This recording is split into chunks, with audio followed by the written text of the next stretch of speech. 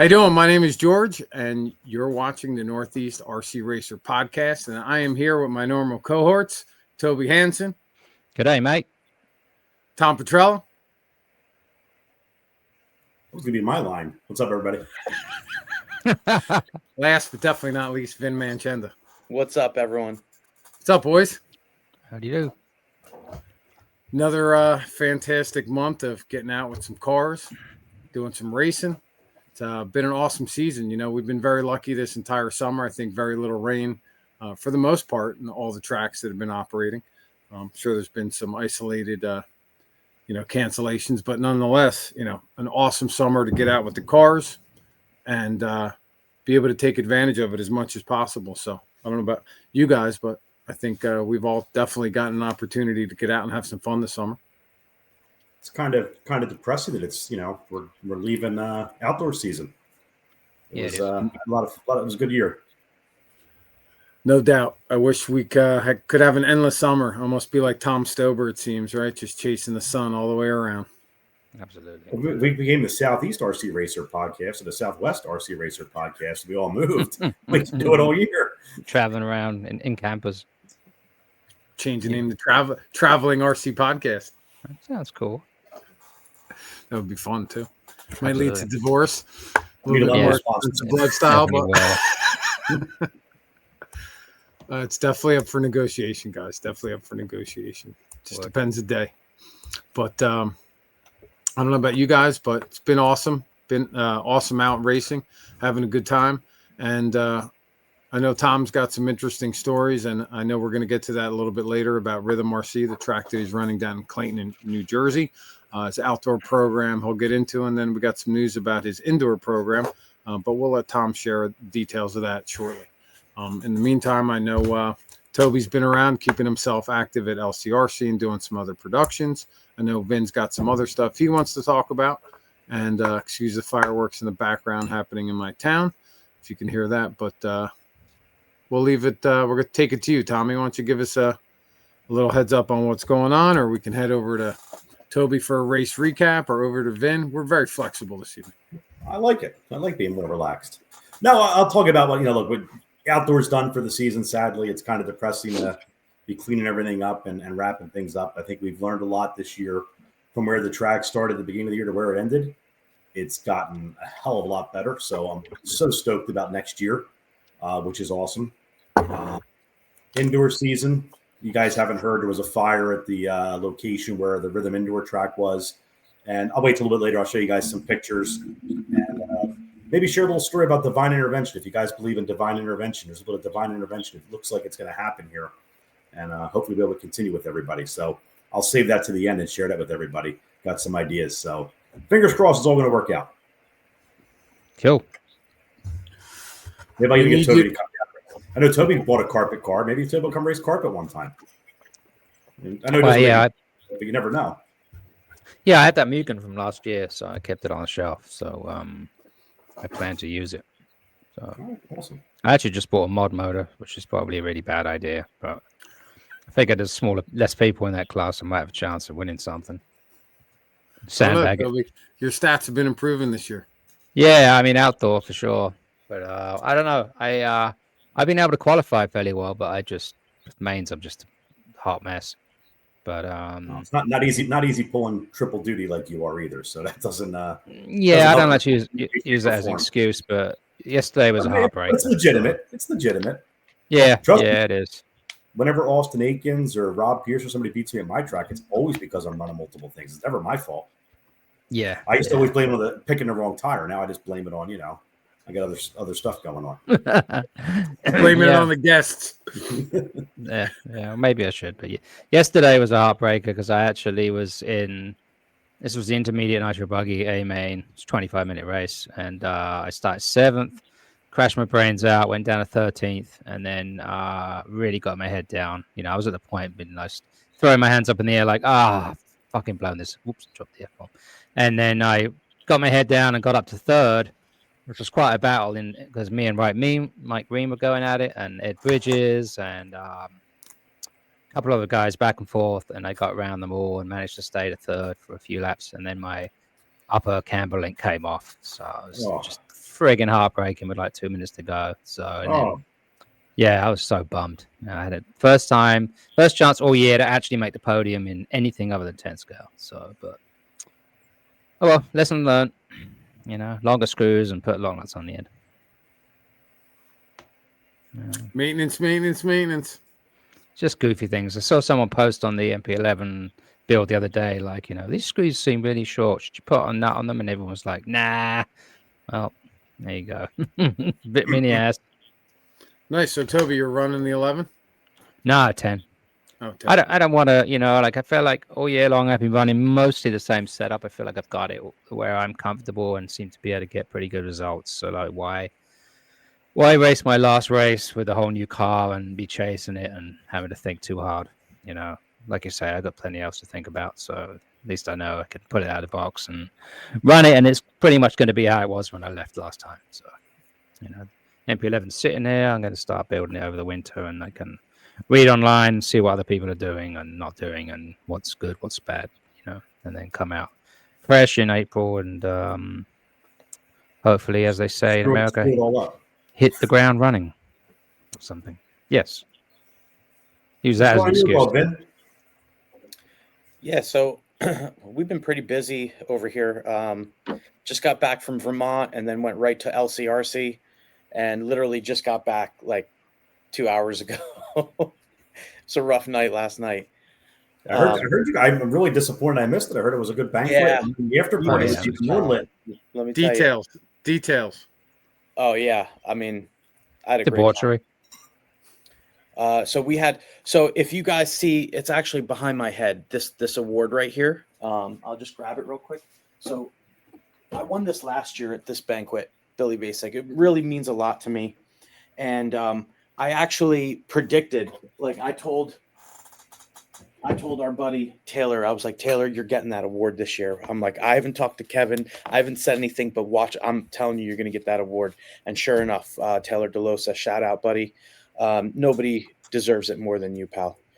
There's a lot of people that have gotten it in the past, and they're it's really something special to be put in the same closet as or in the same not room closet as Billy. Sorry, I don't know where that came from. Sorry, I'm looking for the right words here, but you guys know what I mean. Weird ways, Ben. Yeah, no, totally didn't. Okay, then.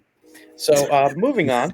So the banquet was a good time. Do me a favor, Vinny. What is that award, by the way? I mean, you just showed it really quickly, but I'm not familiar with it, so maybe you should explain it to some of the other people who might not be familiar with it. So the Billy Vasek Award is Billy's a guy that Kevin and Krista and everybody over there, the whole crew over there, they were really tight with it. He was the kind of person that would give you the shirt off his back pretty much to help keep you in the show and keep you going. And he did a lot of late model stuff, and he also did RC, and he would come to LCRC regularly.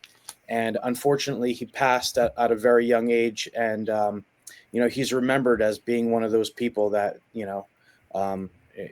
was really giving and really helpful to others. So to be in that is really cool. It is cool. It's almost like the Mr. B Day at the barn. Same kind of carrying on a legacy kind of thing. Yep. It's good, man. It's important stuff, Yep. Yeah. Whether it's somebody living that you recognize or somebody passed away too soon, it's nice to be able to memorialize something like that. Wow, Toby. Got some new effects going on here. Yeah, no, I don't know. I just suddenly decided to go round. Kind of cool. No, leave it like this because it's better for my background. It cuts out the spackle marks. Yeah, I know. Go with it. So I had a couple other. No. So I got to tell you guys real quick. So we went to that race in Vermont. Okay, and that place is called Dynamic Performance, and the owner, Bob Montmini. I hope I'm pronouncing his name right. He actually agreed to be on a future episode, and super nice guy, really nice track owner.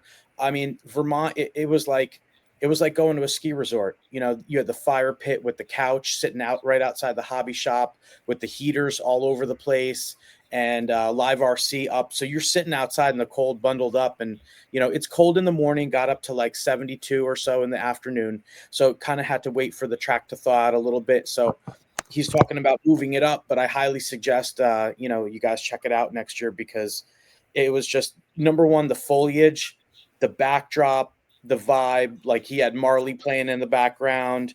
You had Kenny Lambert up on the mic, who's if people don't know him, he's actually, I think he did a race at 360 just this last weekend, but he's a pretty well-known announcer and a really good guy. So if you can, check out Dynamic Performance, and hopefully we can have Bob on a future episode. I just want to also remind everyone to like, share, and subscribe whenever you can. If you could please do that, we would appreciate it. Like I now. sorry, I have a lot to get on. I got a lot going on, guys. Coaching at Trains and Lanes. I just wanted to quickly tell you guys I'm back to coaching on Tuesdays. So if anybody wants a little bit of coaching help or wants to get their 10 scale cars dialed in, come meet me at Trains and Lanes on a Tuesday. You can shoot me a message. Let me know you're coming, and I'll be ready for you. I go there and practice, and a bunch of people meet up there, and it's always a really good time. So you turn the lights on then, so you can do it later at night too if the lights are on, or you do it during the day, Ben? It's during the day. Yeah. They close up around, I think their hours are 11 to 5. Okay. So, and that's you know, if it really gets big, I can talk to Brian about sticking around, and we can keep it open a little bit later if we need to. But yeah, I could see how that's tough for everybody to get there. It's like during the week, during the work week. If you can only make it on a weekend, shoot me a message anyway, because if it's not a race weekend, we can always go there and practice, and I can meet you there. So by the way, Trains and Lanes also has just a quick shout out to them, and they have RC8s on sale and Sparkos, I think, on sale on clearance right now. So if anybody needs that, go check them out. And if you race at Trains and Lanes, go see Brian Cruz, because and ask him, tell him we sent you for a racer discount. Tell him you heard it on the podcast, you heard it from Vin, and go ask him for your racer discount. And I stock all the AE parts there. So, and I know Brian definitely carries all of Kyosho, Toby. And, you know, I think they have some techno stuff too, George. So Who? What? He's what do you Kyosho. want, Sparko now? Kyosho. Kyosho. Oh, sorry. He's been all over the place. My bad, man. It's all good. It's all good. Like it says, 1/8 enthusiast. Right on. Keep it generic. But K-Card is at the current moment, and it's been great. Anytime I actually needed something, and maybe Kyosho didn't have it in stock when I went to order from the website and the guys, they didn't have it. I called Brian. Brian had it on the shelf. Told him I needed it for the race weekend. Boom, he had it in a package. It was out the door. Brian does not mess around. So if you need something and he's got it in stock, don't mess around. Give him a call. Not only that, you know, he's going to go down the aisles, find exactly what you want. If it's not in the color that you want, he'll call you with the options, which is great. And it's been awesome. Thanks, Brian. Yeah, Really I've been helping out Kevin as well, stocking up Kyosho. So he has decent range of stuff now. And also we've gotten quite a lot of MP11 parts in, and a couple of the kits are still sitting there. So if you guys are Kyosho fans listening, jump on lcrcraceway.com and they will ship faster than probably anybody out there. What's Kevin run right now? Right, that the economy's tough. Small businesses feel it first. You know, let's do what we can to keep it local. Right, let's keep our dollars local as much as we can. And amen. No, hey, look, they're great people. Look, we need those guys around too. It's not a bad thing. But when you can support local, support local. Definitely support local. Yeah, it's their livelihood. You know what I mean? So yeah, man. I did my whole life, locally for sure. You know, and a lot of these hobby shops, they're getting their stuff from suppliers that, you know, also need, to stay in business and all that too. And I believe A-Main is one of them. And a great company. They have a track. They have a lot of good stuff going for them, and they help keep this hobby alive too. Good videos and stuff like that. So yeah, but support that local hobby shop, especially with the track. Otherwise, you know, I think there's word of another track disappearing. So I don't want to start any rumors, but You're just going to drop that bomb and not say anything else. That's awesome. Yeah. Pretty Would much. they be running fifth scale currently? No. Yeah, that one. That wasn't the one I was thinking about, but Oh, there's could that be. one. Yeah, there's that one too. So, if Tough. Toby, do you have any info on that? Is there been any official word, or is it just No. I mean, I no- heard that the land's for sale and it's just hanging on by a thread, but for this Yep. year. But it's it's a done deal as far as I know in terms of that track next year. It's a shame, but it is for what them it is. not having a track next year? Is that what you're saying? Mm-hmm, That's a done deal. Okay. I mean, I don't want to say it's official and Right. speak for Rohan, but I think the writing's on the wall. as they Understood. say. Well, if we can help them in any way, please go. I know that I think they're having a race this weekend, so the best thing we can do is try and support them. If anyone wants to race this weekend, please go hit it up. Yes, sir. Great place to race. And one thing about Rohan, guys had probably more tracks than anybody else in the area. They get shut down or difference in land use, and he closes up, moves down. He's got the passion to redo it and set it up again. So I know he had some aspirations of potentially trying to secure a property for himself with living quarters on it, and part of that land becoming a permanent track. So I don't know where he's with that in terms of his life decisions, but if something like that works out, it'll probably be pretty cool. He'll be the Homer Allen of New York. Go. All right. Oh yeah. What's next? I'm gonna say- a little bit about LCRC. Want to go through some of the results over there? I know. Yeah, sure. So another record turnout. So that's 6 out of 7 races this year with record turnouts. Mugen was the exception, but a lot of stuff going on at the same time. So it's no reflection on that event. I mean, it's always 400 plus, close to 5. So this race 263, which I think beat last year's by quite a significant amount. Halloween classic, a lot of fun. Some different elements, fun. Hayrides for the kids, and pit, Halloween display, contest, etc., etc. Anyway, results. Electric buggy expert. I didn't see that one, Vin. I just heard it because I was down in the getting the banquet ready. Was there something eventful happening at the end of that race? Do you know? Yeah. So I mean, I'm sure there was a couple things, but the one that point was, obviously, I was watching Aiden, and the marshal was busy with something else. He was distracted, and no dig against. I don't even mention his name because he's a friend, and he was talking to somebody else, and Aiden sat there upside down for what seemed like an eternity, and like nobody was paying attention at all. People were yelling, and he was just conversing with someone else. So he was up there though. Yeah, I know he also had some issues in Nitro Buggy with running out of fuel, but he was like, I think in 3rd place and pushing, and he was catching those guys. So right there, and it's one of those things where you got it, and now you got to put your potential to use. Next year's a new year, and we're gonna hit it even harder. So Aiden bringing it home 4th. Looks like him and Garrett Horbacker had a big battle because Alex Burns and Garrett Horbacker had a great battle for 2nd. Looking at the results, they finished 1 second apart. I remember hearing something about it. So anyway, Greg Harmer taking down the win, top qualifier. Real quick, Yeah. I got to give a shout out to Alex Burns, 2nd place. That's my buddy right there. And I love that kid. And he's been trying to podium and get up there on the top, towards the top of the podium all season, putting in the work, working at LCRC. So I just quick shout out to Alex Burns and his dad Bill for a great job. Yep, absolutely. 40 plus Nitro Buggy, James Henry having another good race. I think he was TQ and a winner from last time. So I think he's pretty jazzed about that. Switching to techno is definitely working for him. Don Hillard for 2nd. He was your champion points winner for this season in 40 plus Nitro.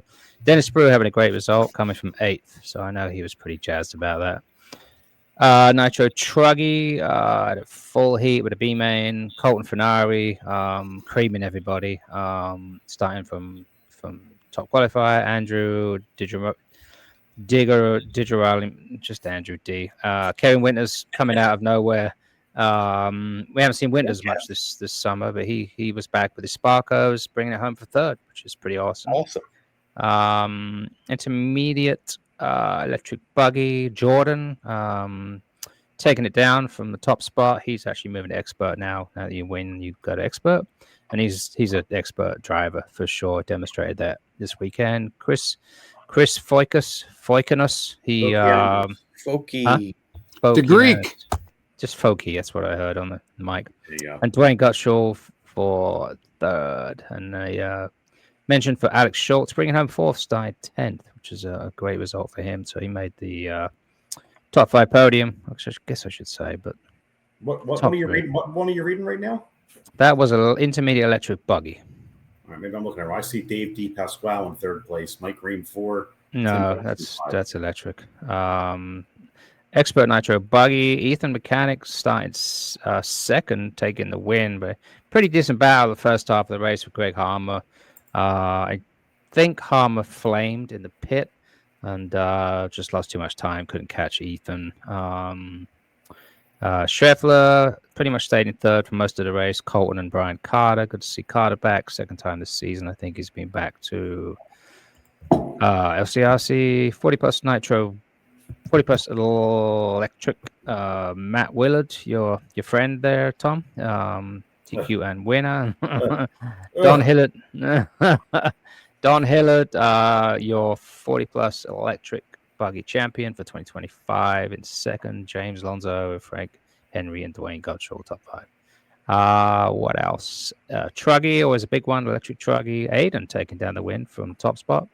Nipple, Garrett McCutcheon, Don, Matt Willard, and Gavin Yoda. Wow, kid spanking everybody. I think he won 3. He was top 5 in the points races for this year, and won I think 1 or 2 of them. Definitely 110 scale. Intermediate Nitro buggy. Jordan again putting it down on everybody. Chris Folky, Dave. That was the Dave D. Pasquale, who was slowest fast driver. This is the first time I think he's run intermediate, or at least maybe twice with his new MBX AR, and he started 13th and came back for third. I was actually better with him before my disaster. Mike Green with an amazing finish. I know he's super happy with the Techno. Tim Vals for 5. And I think that's all the A-mains. I think. No. Sorry, I skipped 2. 10 scale, Thomas Kaufman. I don't think that was it Thomas? What was Thomas driving? You know? I imagine probably like something like a 2-wheel drive buggy or something.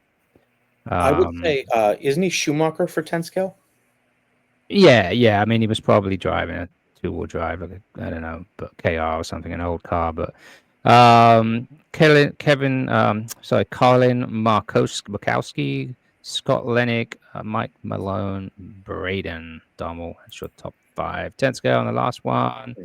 No, that's it. That's all your A main finishes. So a great weekend.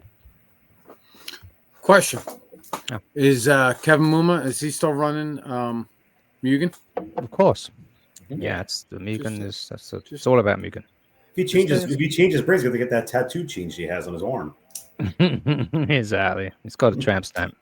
I thought about saying that. That'd be nice. The other thing I wanted to bring up, you made mention James Henry doing well in Techno. Yeah. So in the beginning of August, when Alan and I headed off to the tilt yard, he was there, and he was not happy. So I'm happy for him that he got things figured out and became settled and is improving, because he was getting a little frustrated in the beginning of August. So look at it, 2 months later, boom, got it together, doing good. Good to hear, Henry. Absolutely. Pretty happy for him. Let's just we got to take a moment, right, to mention one of our sponsors. It's going to be first up is CowRC. If you guys haven't checked it out, cowrc.com. And you can get 10% discount with NERP discount code, right? Yes, sir. Yes, sir. NERRP. Let's just take a moment to hear from them.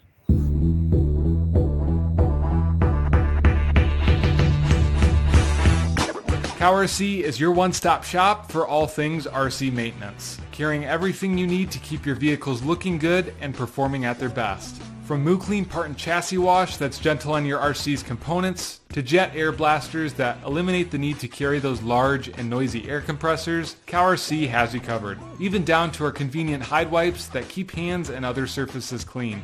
Moose-Lick silicone, oil, and grease sprays, along with Utter Butter grease, and a variety of work mats are all staples of CowRC's wide range of products. Be sure to use the following discount code to save on your next purchase. There it is. All right. Next, where are we at? I watch it every time, like it's the first time I've seen it. It's a great video. Good cleaning system for sure. Absolutely. Before we move, go ahead, Vince. Sorry about that. Go ahead. No, I was just about CowRC. They actually have some really good videos and good content out there. So if you check out YouTube, check out some of their videos because definitely informative and explains a lot, especially the ones on how to use all the new sprays and stuff like that. Really good. And the products, I've used them in other areas, not just RC, which is the great part about it. So you may make an investment for your cars. Next thing you know, you're like, hey, I got spray lubricant here, or I got spray grease, which I've used in a couple like tight situations where I couldn't get in with a grease gun and stuff was squeaking, etc., etc. Before we move too far in advance, I just want to say a little backup. I want to say thank you very much to our last episode's guests. We had Omar O and Corey Williams on episode number 33. Those guys are awesome. If you know them personally like I do, and most guys do at the track, they're just such awesome racers, awesome people, good to be around, a lot of fun. Those guys are out of the barn up in New York and stepped up their game big time. They're running, I think, some Sparko now, and I believe Omar is running what the hell is he running now? Oh, he's running HB. That's right, HB. Yeah, he was happy with it. Yep, very happy with it. So anyway, awesome to those guys. Thank you so much for being part of it. And go ahead, take it away. Just want to jump a couple of things real quick on results. Well, not really results, but something we had in our little agenda was Motorama. So anyone's listening to this, Motorama signups November 1st, 7 p.m., which I think is a Friday. So don't say you haven't heard it, and don't whine and complain because you didn't get in on time. Be ready at 7 p.m. in front of your computer with your credit card. No excuses. And it's a cap race. It's like 325 inches. So get on it. If you have any complaints, just reach out to Toby Hampson at AOL. No, don't do that. And when Toby means get ready, it's like 7 p.m. with your finger on the mouse button. It green lights, you go click. And just so everyone knows, I have nothing to do with the sign up or registration process or anything. Nothing, not a thing. I just help cancel people through the process. Rub their back, make them feel better. Post continuously on the page. But I'm very welcome to help people with questions and answers. And he said, she said. People call me names, but it's okay. Next, move on. Then you had some new products you wanted to touch base on, right? I sure do. Okay, so first up, Team Associated has dropped the new 3-gear transmission. So if you didn't already know about it, go check it out. Word on the street is that this thing puts down more traction. There's more forward bite. And the car is amazing. More on-power steering perhaps as well. So 3-gear transmission, awesome upgrade for your B7. And that brings me to the next thing. So these universals for the B7 will also work on they'll fit the B84. So I'm going to be testing with these this week at Trains and Lanes. That's my goal, is to get these tested up and see how that goes. Next thing. New product. We got the T7 in the house. All right. This thing is pretty cool. It's got the 0 KPI front end. It's got that 3-gear transmission I just showed you. Hey Ben, is that coming with a gear diff now too? And a ball diff? Are they giving you both with that, I think? You know what? I don't know, man. The seal's still on it and I haven't opened it up. But let's take a look here. Probably just the one. Probably just a gear diff. Somebody said it came with the gear. Well, it used to come with a ball diff. Differential included. Gearbox also accepts B7 gear differential. Okay, so it comes with the ball diff, and you can drop in a B7 gear differential. Wow, surprising. New three gear lay down transmission, durable, stable, and responsive power delivery. New truck specific gull wing long arm suspension improves grip and predictability in all conditions. New updated B7 V2 caster block for added stiffness. New 0 KPI steering blocks with 3mm and 4mm trail. Aluminum front bulkhead and steel hinge pin brace included, so you don't have to buy that separately. And we talked about the diff, carbon fiber shock towers, and low CG 13mm big bore shocks. Yeah, it's got all the good stuff. I'd just like to add that for everybody who's on this podcast, anything with added stiffness is a good thing. Move on. I feel like there's puns. you say it so straight laced as a Brit. You know, it's hard to tell when you're being funny or. That was a funny joke. Next, move on. Oh, look, he's got a shiny thing. B84D. I was on mute. He actually found that so funny. And I actually see. Look, he's giggling. In 30 episodes, No, you're on in there. I've yet to see that man giggle about something that made him personally. I know. I heard stiffness and I had to laugh. We should have been like Ed McMahon. Ayo. Sound effects coming soon. So I just want to point out. Best is. Sorry. B84D comes with the plastic gears. These plastic ring and pinion gears are already included in the D kit, the dirt kit. And if you're racing stock out there and you're going to switch to plastic gears, this also has the center diff. So if you prefer a center diff over, the one-way bearing slipper setup, you can go with the D kit. And what else do we got here? So JC's got the B84 bodies out. I know you can't see them because they're all not painted, but I picked up an S2 and an S15, and I'll be testing those on a Tuesday. And what else? Okay, so we talked about Cow RC, and George mentioned their light grease spray.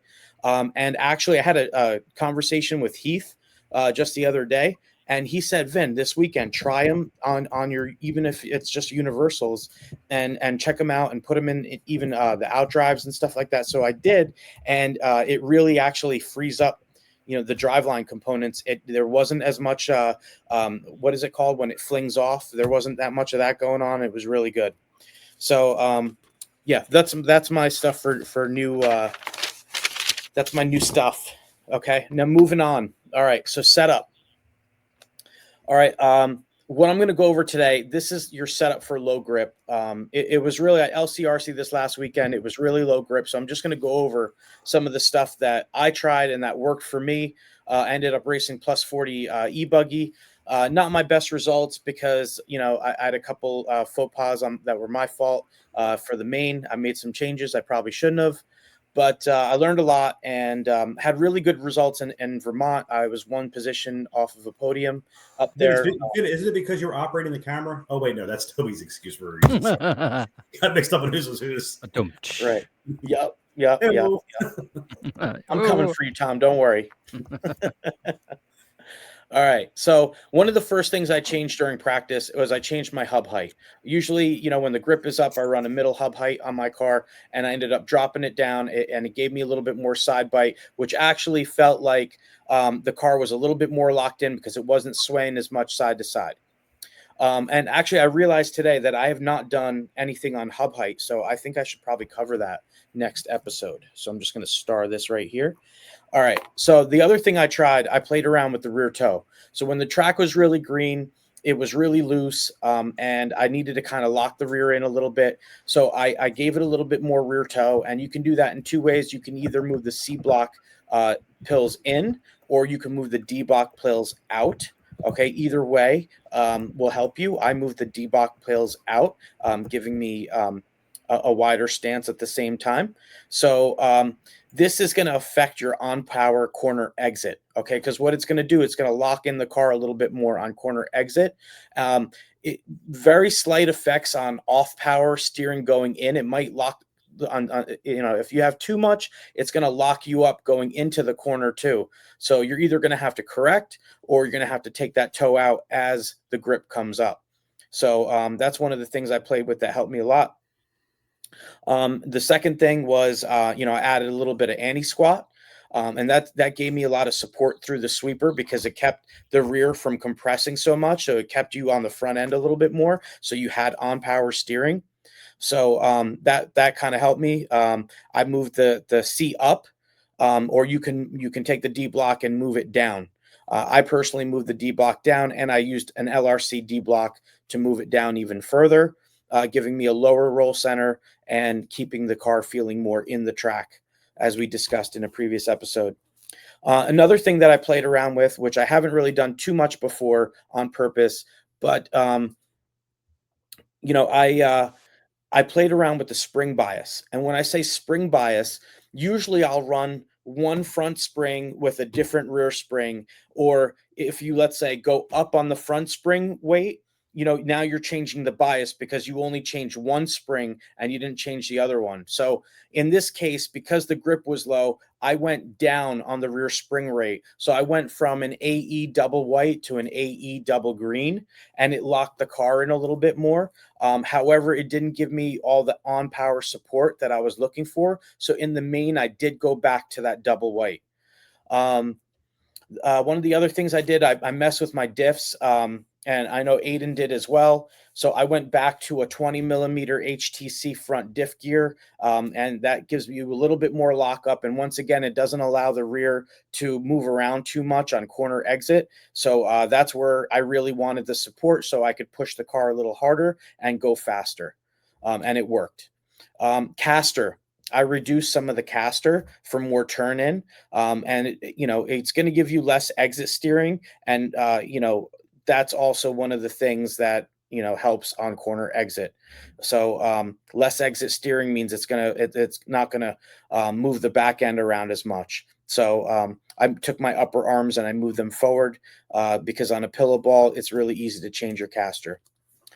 Let's see. With the nitro, I know Aiden went up big time with the center diff. And really, you would think less bite, you would go down. But with nitro, it coasts a lot. Make a long story short, went up, gave it more four-wheel drive effect. And he was able to just adapt and drive the car totally differently than he drives the e-buggy, which means that he's sliding around corners and drifting around corners on all fours. So being that he was doing that and we were running super soft, we made sure we glued all our foams on our super soft reflexes that we were running most of the weekend. He did switch it up and go with some super soft relapses, but I stayed on the reflexes all weekend. And once again, I just want to tell everybody, as I wrap up my segment here, I just want to tell everybody two things. One, want to remind you to like, subscribe, and share one more time. And then the other thing I want to tell you to wrap it up, silly season is around the corner. Okay. I got a lot of people, asking me about, hey, how do I get on the team? And I go over this every year. And I just want to say it's not what the manufacturer can do for you. It's what you can do for that manufacturer. So number one thing is I look for people that know the product. I look for people that are brand loyal, that have been into my brand for a long time. And I look for people that are very helpful. You'll notice guys like Tom Petrella are always helping out others. Matt Willier, Jim Lawn. So, we have to name pretty much everybody on the team, right? Brock Garris, the list goes on and on. Everybody on this team is super helpful and kind and generous. And if you need a part, it's really, really, I feel very blessed. So thank you to my team. And if you guys are interested, you want to send an email in to your local rep for whatever brand you are brand loyal to. In my case, it's associatedregion2@gmail.com. You can always send me an email. And if you're not ready to be on the team yet, we'll work with you and we'll tell you what you need to do to get ready to get onto a team like this. So so happy to see a lot of enthusiasm towards the team this year. But anyway, off to you guys. Thank you. Sweet. Great stuff, Vin. Great stuff. Toby, I think we have a long-awaited guest in the waiting room. Absolutely. Right? For those of you who don't know, nobody does, but we got an awesome guest this time around. I would say not famous, but maybe infamous. We have the legendary... famous too. Famous he travels all over the country, races all over the place. Yeah. You guys have this all mixed up. I think we have the son on the podcast. The father just happens to be joining. But I'm here for the son. No doubt about that. I was just going to say that, Tom. You took the words out of my mouth 2 times today. All right, let's bring him in. Yep. There he is. Ofir and Benny, what's happening? What's up? Good. Benny, you excited? Yeah. Awesome. We're excited to have you. Just know that. We're super excited. I think I told you, I don't know, maybe 6 months, 9 months ago that I wanted you on the podcast. We were going to make it happen. Talk to your dad about it. And here it is. So happy to have both of you guys on. Welcome. Thank you. Ofir, it's like the quietest I've ever heard you. Right?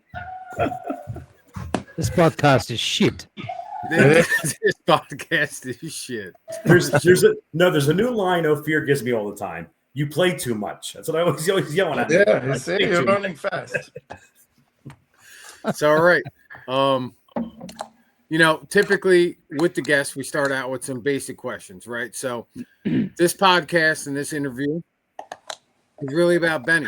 It's not about Ofir, but in order to have an interview about Benny, Ofir plays such a large part in his number one, existence, number two, how we got into the hobby.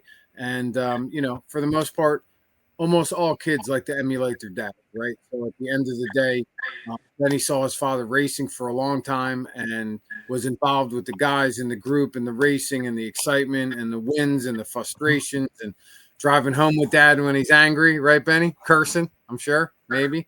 And then times where dad was pumped, had a great weekend, et cetera, et cetera. And that's why we wanted to bring you guys on, hear a little bit about that story. So, Benny, I'm actually going to start by asking your dad a couple questions, and then we're going to segue into you and your racing career and what excites you and what frustrates you and guys that you look up to or other racers, et cetera, et cetera. Ofir, I've known you a long time. A little bit. Right? So I might even know you. How old's Benny today? 12. 12. I started racing in 2009, right? So 2019 was 10. Oh yeah, I've known you longer than Benny's been around. That's for sure. Yep, which is an awesome thing. So for those of you who don't know, Ofir, I think, lives in Pennsylvania, right around Philadelphia area. Is that correct? I work in Philly. I live in Jersey, South Jersey. Okay, I didn't know that. So good information. And I think Ofir is in the same relatively line of business that I am in. We're in new construction, building beautiful homes and renovations for people. Is that correct? Yeah, new construction, development, yeah. Cool. Very cool. That's what I thought. So Ofir and I have always a little chit-chat about stuff like that in the past, phone calls happening on the weekend from customers while you're at the racetrack, trying to make people happy, et cetera, et cetera. But it goes way back. And Ofir, if you could tell us a little bit of how you got into the hobby in the beginning and what attracted you into racing, which of course led into your son getting into the hobby and surpassing your skills and many people on his way on a really good path. Yeah, I mean, pretty simple. When I was a kid, like Benny age, I had a Kyosho actually, and it still was shit back there too. But I had a Kyosho back there, just drive around the neighborhood and stuff, nothing serious. But maybe 17 years ago, my brother in Israel went back racing, and with Kyosho actually, and I got back into it. And hold on. So I went back into it and start racing, just, got into it. I went to track 70 for the first time. And then I saw like cars like flying in there and I'm like, holy shit, like this is like really nice. And literally since that day, I was like hooked on it. And funny that yesterday we drove to North Jersey, my wife and Benny, and we stopped at track 70. So they got like a construction stuff over there right now. Construction company took over. I wanted to show them the track, that literally the first track that I went on. And I don't know, the minute I saw it racing, I saw everybody like jumping and turning and all what the cars can do. I was like into it. And I think for the last 17 years, I stopped racing for like 1 year maybe. And other than that, we're racing almost every weekend, so it's like, I like it. And then Benny got into it, and he talks so much shit you don't even want to know. But he's backing it up right now, though. He can talk, and he's backing it up. I got to give him that. He could talk all the shit he wants. Yeah. I mean, we work a lot. Like we work a lot together. Like spending a lot of hours fighting, talking, yelling, the whole 9 yards. Like I'm not taking crap from him or from anyone, obviously, but we spend so much time working on the cars and get it ready and let them understand what the car need to do and all this other stuff. And between all these video games and it's just natural talent, I guess.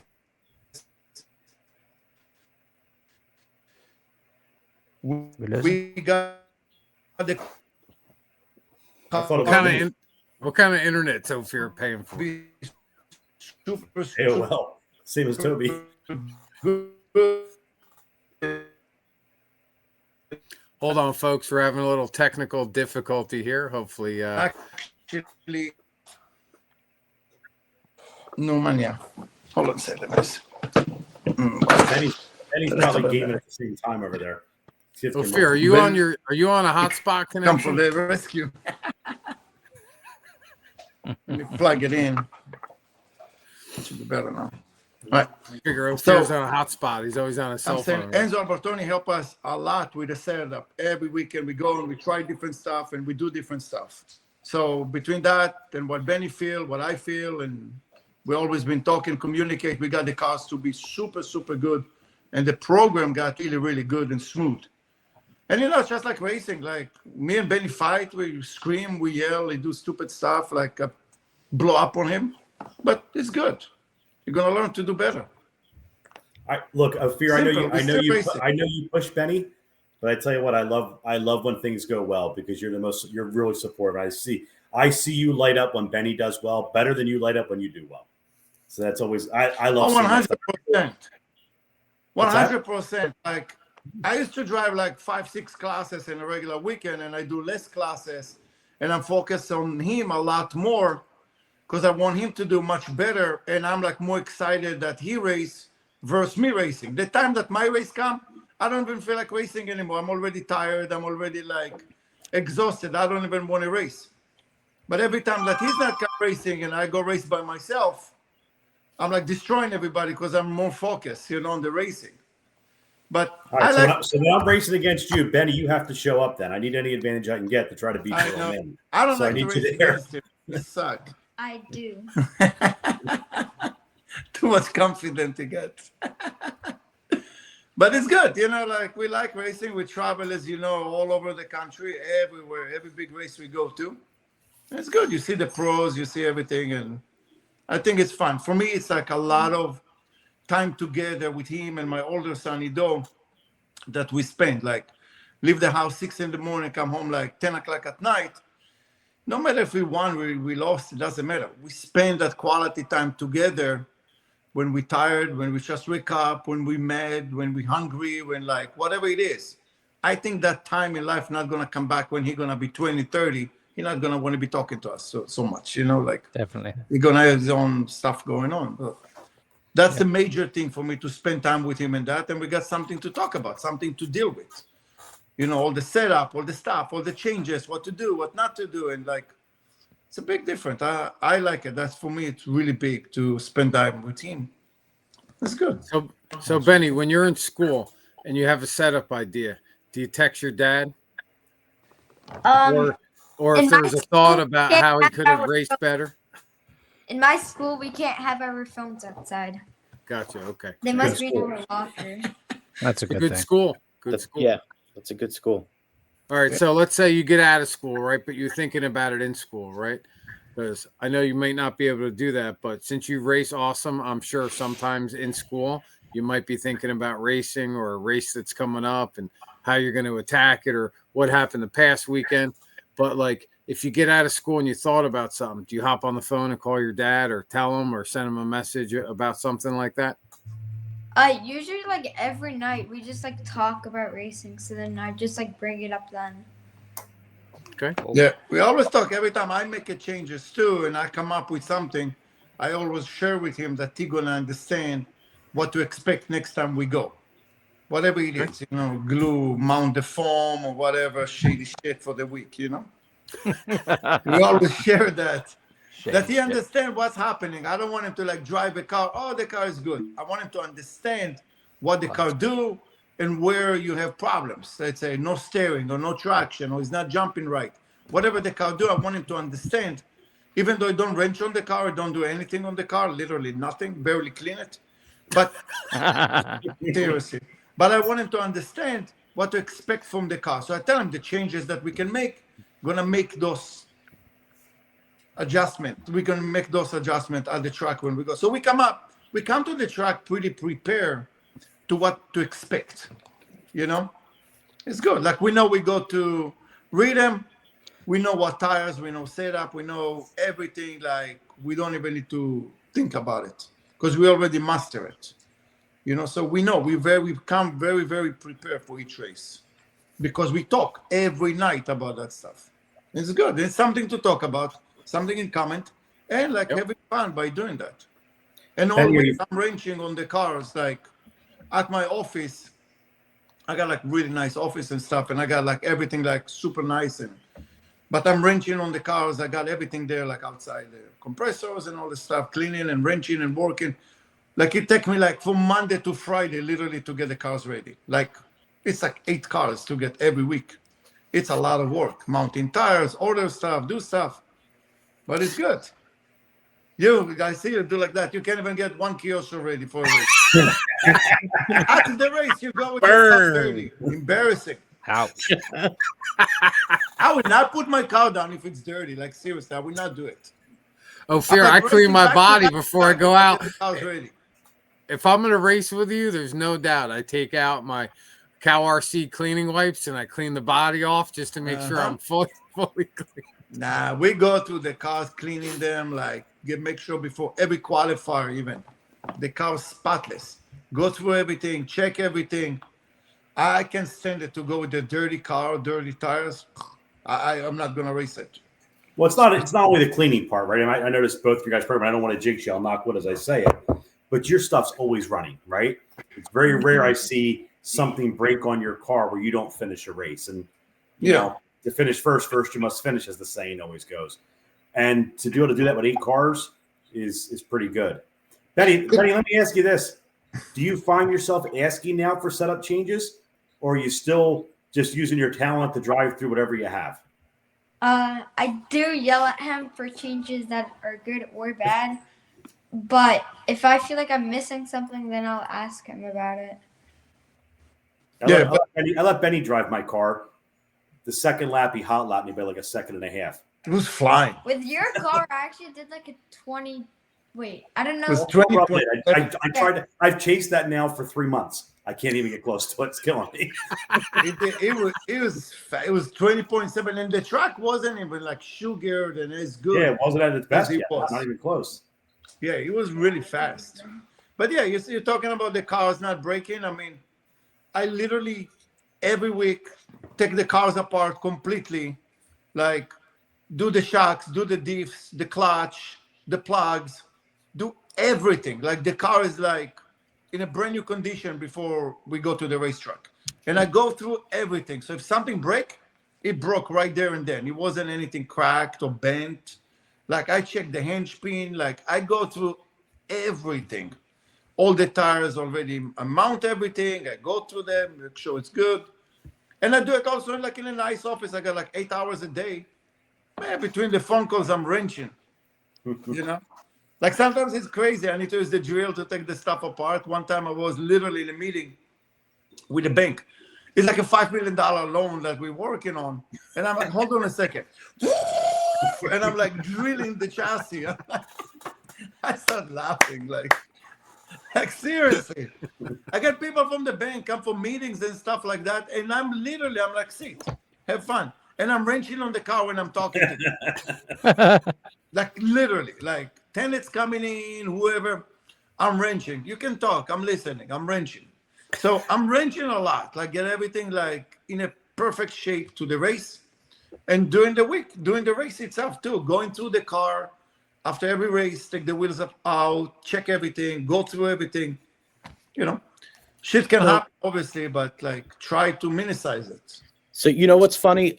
Ofir, I do the same exact thing, man. I'm at work. I have a little loft above my office, and I have a whole desk set, and that's my diff setup, my diff center. So, like, when the boys are done racing, and mind you, I have 2 boys racing, and then once in a while I get out there too. So I get it, man. It's a lot of work to maintain all those cars. So I have shocks at home and I have diffs over there. And luckily the boys work on their cars now. So they'll prep their own chassis and stuff. But diffs and shocks are still my thing. So I just take them to work with me on a Monday. You know, I'll set them up. I'll drain them out on a Monday. Tuesday, I'll take everything apart, clean it. You know, Wednesday they go back together, back in the case. Yeah. No, I hear you. I hear you. Trust me. I'm like, it's literally Monday and Friday afternoon. Like before I leave, I'm like charging the last batteries, make sure it's all done. Like it's a lot. It's a lot of work. It's a lot of work.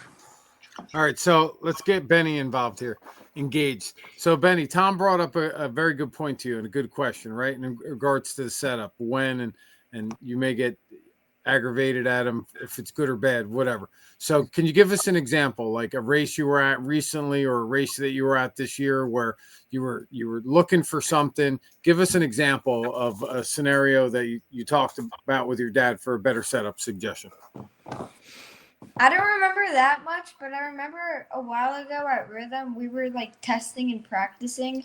We were like in the front, we were putting these shims for like the steering, and the front upper linkage, we played with the shims, and then we moved them and it made the car like not drivable. And he's like, no.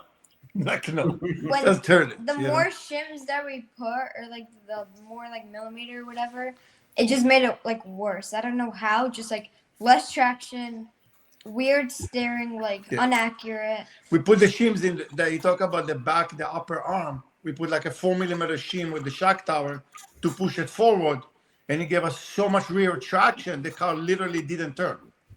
So like you go to the corner, you feel like Kyosho, stuck. Shit.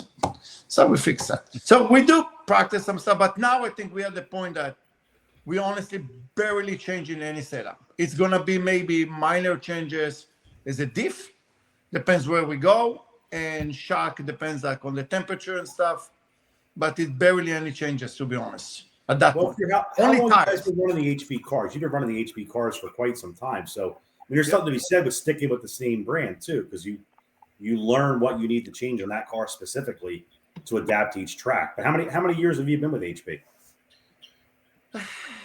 Like 6 years maybe now. 6? Yeah. I think 6, 7 years maybe. Maybe 7 years. I was 10 years with Kyosho and 7 years with HP. Okay. Yeah. Listen, I see people moving from brand to brand every season like it's a full-time job. You know, they're changing like 5 cars, like Jamie. I love Jamie to death, my best friend in the world. This season, he was with like, 5 cars, roughly? He just bought a Kyosho. Yep, I heard that. And he literally got every single car out there. Mugen, HB, X-Ray, Associated he had like that a little bit ago. And now the Kyosho. I'm like, it's just too much. The problem, a lot of people that I think, they got problem with their car. Let's say, oh, my car don't got enough steering. So they get a different car that like have a lot of steering. But that car gonna have a lot of different problems also. So let's say no rear traction. Okay, I'm gonna get another car with the rear traction. Now you got rear traction, but you're lacking forward bite. I'll get another car. So instead to work on the car, they're just buying a different car. It's not a solution for anything. That's just the way I see it. You can't spend your way out of learning it and knowledge, right? I think every car can be really good. You just got to take the time to learn it. Yeah, like exactly. We master the car and the setup and what we know, what the limitation, we know what the best, and we go with it. Is no car gonna be the best everywhere you go? Not gonna happen. Not gonna happen. You see the pros, they can go to certain races. Some races, some cars will be better, some cars less. So you have to learn how to have the basic and drive and just focus on your driving. And people forget that. They're so focused on the cars. Oh, I put a shim here, a shim there. And then what? You go hit the marshal. That's not helping you. You know, so like, and I believe in loyalty to a brand too. Like, I know that HB had a lot of issues and they're not really like whatever they do, all good. I got enough parts for another 5 seasons. I'm not worried about it. Seriously, like Would you do it? My Tom Petrella's lot? Yeah, that's why going out of business. Like seriously, like I bought a lot of stuff, and He's got all the last damn night, yellow rear springs, all the yellow rear springs that everybody needs. Everybody likes his HB yellow rears. Yeah, like Nobody's 10 got of them. them, don't worry. That No Fear has every set of Cosmos J Concepts has ever made. He's got them lined I up. literally bought it from almost every website online. I took all of them because we need them, not because like I'm trying to block somebody. I know. We need them. You Well, know, like, your name comes up all the time. I remember talking to Chuck Koblantz. He said he was at a race. I think it was at LCRC. He was running for. I'll leave the team name undone, but there's a specific set of tires, and I can't remember what they were, but it's immaterial. And he goes, he wanted to go buy them in the shop. They had like 10 sets, and somebody had come in right before him who was the team manager of the brand he was using. His son was using. His son was a top qualifier of that brand, and he would not give him a set of those tires, because he bought them out and he wanted to have the advantage for the team. He went over to you and said, I asked Ofir if he had a set of those tires. He goes, yeah, they're over here in the bag. Take as many as you need. So, and it was a different. I'm not going to listen. If somebody asks for help for setup, or you want tires, or you need anything, I will give them anything. And then I'll do my best to beat them on the track. I'm not going to block them. I'm not going to do that. Bad karma. No good. People do that. You tell them, what you got in the diffs? I don't remember. You don't remember? You've been working on this shit all week. I think you remember. I remember very good. You wrote it down. Ofir's got that BS meter. Ding, ding, ding, ding. They always do that crap on the track. You ask them, yeah, I'm sure you know exactly the people I'm talking about. But it's the kit. I always love when I get, it's just a kit setup. What are you running? Just a kit setup. oh yeah, the stock, bone stock. I like that. In the meantime, the gearbox is grinded. The arm. You look at the car, 6 millimeter longer. Bone stock. I don't know. I don't got anything shady on our car. Honestly, it's all original HB parts. It's nothing like to the ordinary. I think. Are you running world spec, or are you running 819s? I'm running the world spec we're running. And I think the problem that people ran the RS, it was very, very, very good car. Aggressive. But very aggressive. I didn't like it. It was on and off switch. It's like you turn the wheel, you fly into the other pipe. There was nothing in between. It was way too much. Like everything was just too much. I really didn't like it. And then the world car came out and everybody left HB. Nobody gave it an actual chance to work on it, to try the setup, because I think the tuning window is smaller with the world spec for some reason. So if you go the wrong direction, you will feel it. And the RS, you could throw any setup in the car the same. So nobody really gave it a fair chance to try it. And we did. We've been driving it since it came out, and we never switched back. I started on the RS, and it was aggressive. Very aggressive. It was hard to drive for, like, especially as a beginner for me, it was hard to drive. I couldn't, like, hold on to the car. Yep. And it's not any faster. That's what people don't understand. The world spec is not any slower, but it's easier to drive, and you can drive it as hard or as smooth as you want. So hold on a second, Ofir. So Benny, can you explain to everybody your definition of you couldn't hold on to the car? I want to get Benny talking a little bit about his driving experience. Well, that was when I just started, but I would say, like, I would say at trains it would be really good. Like, I feel like it would be better at a track where it's like smoother and flat in traction. But then if you were going to the barn, like a little rut is gonna catch you. You're gonna try to fix it, but there's like so much steering. You're gonna go flying. Yeah. But I feel like with the world spec car, it's just like more smooth. Like out of all the tracks, like the RS is like good here, but then bad there, and then the world spec is just like good everywhere, kind of. Okay. Cool, man. I want to get your interpretation of, your racing, the feedback, because that's important. I mean, your skill as a racer, I'm not even going to, designate you by age or classify you for that matter. For the way that you race and the way that you can interpret your racing is so important, not only for your dad, who's your mechanic, but for you to explain to other people, right, who might ask you, or you get into a certain race condition or be able to look at the tracks differently. So Benny, you're a great racer, and you've seen a lot of people. Your dad's taking you to tons of races, right? So who do you admire as a racer? Like, who do you look at as a pro, or maybe even, somebody in your league or another kid that's been racing a little bit longer than you? Who do you admire? Who do you like? I love me. That's a hard question. Who you like to watch racing? Everyone's like different. Like someone could be like fast, but then someone it's like Mayfield, Tebow. Who you like to watch? Like, who you like? probably like Dakota Fend. Okay. Why? Because he's like good at everywhere, and it's always like fun to just watch him like go super fast. So smooth. It's Like crazy. I feel like as good as our cars are, I feel like if I had like the opportunity to just like try any pro's car, not just Dakota's, I feel like everyone would be much better. I just like they have that little thing that everyone's missing. But I would say Dakota's car looks the best. Sure. Okay. And like he's just like good like everywhere, I would say. I got a bunch of questions for Benny, but I'm going to give it to Toby and Tom, and then I'll come back with another question for Benny. Sure. Benny, you run all 4 classes. Obviously, what do you enjoy the most? What's your favorite class? Nitro buggy. Oh yeah, nice. I feel like we like started like a while ago. We put like weights on the car, and then we made some changes. Shady. And I That's feel shady.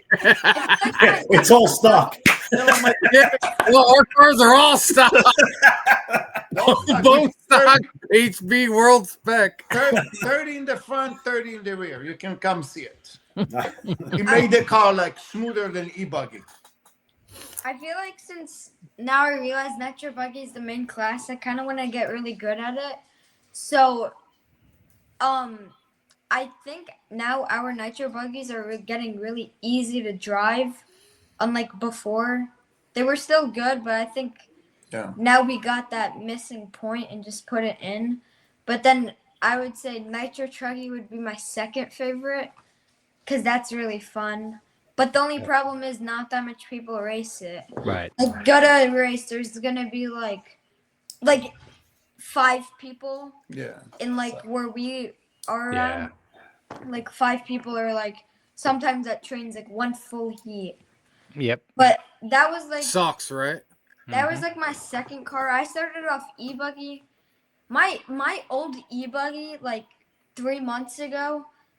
I don't know what was wrong with it. It was Something was wrong with it the was car. just bad everywhere. So Mechanic. and then my e-truggy after wait. The e-truggy was like keep shutting off all It the would time. just shut off. So at We trains, changed everything. 4 minutes in, poof, it shut off. I literally took the car apart, put the parts in the box, and I gave him my e-truggy, and we buried that car. We changed everything on it. 4 minutes in, it shut off. Speed controller, motors, everything. Wow. Everything. It So was something I'm weird. gonna talk about the e-truggy. So it was just kind of bad. And at the Kyosho trains and lanes race, in qualifying at like one round I did good, then it just shut off, and then another round it was good. He couldn't watch it because he was like working on my nitro buggy or something because I was next. But I told him, please let me ride your truggy the next round for like the main because it was like AA mains. So he's like, there's no difference. So I'm like, please. So I ride his, and I end up winning, and he with my car like shuts off like Brand 30 new speed times. controller and a brand new motor. So 3 minutes Yeah. and a half, it shut off. what was crazy was him on my car that he thought was okay. First 3 minutes or somewhat, Yeah. it just shuts off. And then I did this like amazing pass on Bob Walker, like Yeah, at that the was good. end. Yeah. And then that was fun. And then A2, I think everyone just like got off because in A1, I got like hit like at the beginning, so then I had to like catch up. But in A2, I think like Bob and Gavin and like Alex, I think they like collided like at the beginning, and then I just kind of took that as advantage to take off.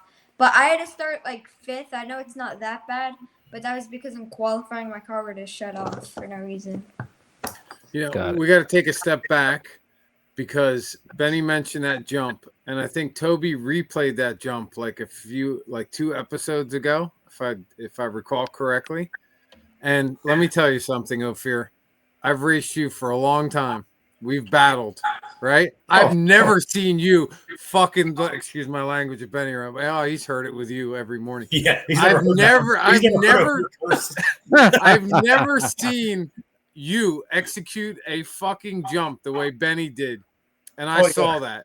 I mean, it was legendary. Benny, like, dude, pass. It was like a video game. Like I was so excited watching it. I was like, no, he didn't. And then E-Buggy. Should we talk about E-Buggy on who hit me? Nah, they know. So in the first main, I was like, I got second. I had an awesome run. I was like 20 seconds behind Lutz. That I was fine with. I got second. So I don't know why they did it, but instead of doing 1 out of 2 or 2 out of 3, they did 2 out of 2. So like you kind of like need to do good on both. So the first one I did really good. Started like 5th. It was like top 3 was Ryan, Lutz, me, and then Zach Sinclair. But Zach and like 4 other guys were just like battling. I couldn't watch it, but I was like locked in on the track. And then A2, me and Treffler are battling. I'm in front. And you know like how in the front it's like that little single, double, double? So I do single, double, double. He does single, triple. And then when I'm jumping the second double, he's landing from the triple and lands on me and breaks my arm. And we were battling for second and third. But Treffler wasn't in the race. I mean, it's racing. It's happened. Nothing against him, obviously. But he broke in the first main, Treffler. Right. So no matter what he will do, he's not in the game. So you should move. Let somebody, do good. Unless he does like 28 laps that we were doing like 15. That's all good. It's racing. It's happened. But I think for him that my feedback that he liked the nitro buggy at most. He keeps saying all the time it's the easier car to drive, and normally it's the hardest car to drive. Yeah, that's what I don't get. Like, and he's doing better with the nitro buggy versus the e-buggy. That's blowing my mind. And I'm doing better with the e-buggy versus the nitro buggy. He like it more. I don't know. I'm starting to think my mind again. I would say e-trucking might be my favorite though. But it's not a lot of competition. It's not a lot of racing in it. So e-truck is like one of the biggest classes in the Northeast, though. And I remember a recent race at Wicked Weekend, e-trucking, it was 1 main. I started like 15, so like I have nothing to lose. Nothing to lose, yeah. You will send it. So I would just send everything. And then like me and Daniel Sedler with like 3 laps left, we're just battling it was crazy. for top 5. And like in the back left jump, there's like that high jump. I found this line where you just go straight and not up. I remember like the first lap the line is this wide, by the way, just for you to understand relationship, and you can see it is like literally like on the other end of the track. I couldn't even see the pipe. The line he's talking about is next to the pipe. It's here, 1 feet. This is the line. Thanks to Walmart for the stools. And then I just like found that line, so I started hitting it, and I would pass every time one car. One time I actually hit the pipe, and my car was like that, but I fixed it. Nice. And then, like, I don't even remember. But the first lap also, you came on the straightaway and you sent it. Oh yeah, so on the first lap, it's like that, and then like, do you remember that little roller? So you roll it after the straightaway, and he sent it. He passed like 5 cars in there. like first lap, I went up to like 10, and then it was just like mayhem from there. Like lap traffic was so bad, and like I just like randomly crashed, and then like no car got me. But The marshals were. You finished 5th, no? Yeah, I got 5th. Nice. Ofir, was that the race where Lefty interviewed him and Benny had gotten a little emotional during the interview? Oh no, that was DNC. No, that was That was DNC, I DNC. think. Can't say. He was what, 9? Yeah, it was like 9 or 10. 9, not even 10. He was 9. Yeah, He won that the was sportsman, both 3 classes, I think. It was crazy. Awesome. that was a great interview. I saw that with Lefty, and because I know Benny, it meant more, and it was real special. It was special. It was good. So Special for me was watching Ofir waiting at the top of the driver's stand when Yeah. Benny won, and the first one to congratulate him and hug him was his pop. So that's why I like to run tracks for father son stuff like this. You know, it's Yeah, that was cool. And it was funny, like when he won, the first one was a buggy, and then the next day is the truggy, and he's already like so much confident, like after he won. Yeah, I'm gonna say thanks to my sister and blah blah blah blah blah. And like he got the whole speech ready. I'm like, we didn't race yet. Wait. But it was good. It was really fun. That race was really, really good. Like that was the first big race, and it was literally not even 10. Well, the DNC before that was like really bad because the track was good, but it got rained out. So like where the honor track is, It's like under the roof, that shitty track they had. they the small put like a little track there. It was like one like the size of Rhythm, but like the only problem is in the back straightaway you would go to concrete and then go up to dirt, but there was a leak there. There was a leak from the roof. So every time before you came to the straightaway, like was asphalt, your car literally get a full car wash. And then you go around, your car is full of And the mud. track was so rough. So bad. It was crap. It was so rough. Yeah, it was bad. Like, and that was my first DNC. I was like, before I was like, I'm excited, everything. And then we go, Yeah, it was crap. so bad. But like DNC, like we love that race. I go to that race, I think, since 2000. For like 13 years, I'm going to that race, I think, almost every year. I missed one maybe. But like we went there, me, Benny, and my older son, Ido, we went on a Saturday. We went straight to Los Angeles. We took a couple days vacation. We went all over the place, nice hotels, best restaurants, traveling, doing stuff. And then we went and practiced like a day before, and then the event starts. So that was like a full vacation / family time, us doing stuff together, you know, like all ready for the race. We ended up finding somebody that got a track at the backyard that we like called the guy. I'm like, dude, we'll pay you. We want to practice. The track was It actually was like really half a day. nice. It was so good. It was like small but grippy, and like it's like a 10 scale track, Yeah, it was fun. but I can't describe it.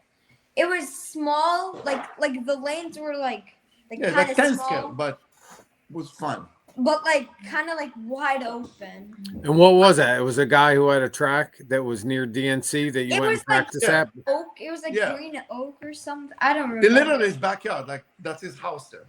Yeah, And we raced like e-buggies. It was good. that's cool. It was Just to like- get him a little warmed up before the race. Yeah, It was yeah, yeah. Pepper Tree RC Raceway or something like that. I think it was called like Pepper Tree. That's a dedicated dad, for sure. So listen, the podcast is moving. We're getting a lot of good information from you guys. It's an awesome pick. Look at you, like you're 5 years old. Mayfield was on my right. Yeah, Mayfield was right next to it. The only two that won, him and Mayfield. Awesome picks. Yeah, that was good. Hey, Benny, So Ben- Benny, you feeling any pressure from your brother? I know you got. I haven't seen him yet, but he's improving, and he's definitely your bigger brother. Is he intimidating you at all out there, trying to get the hell out of his way? You know, you hit him. If you hit him on the track, you know he's gonna come home and get you. He doesn't like racing that much. Like the He's problem doing good, is, though.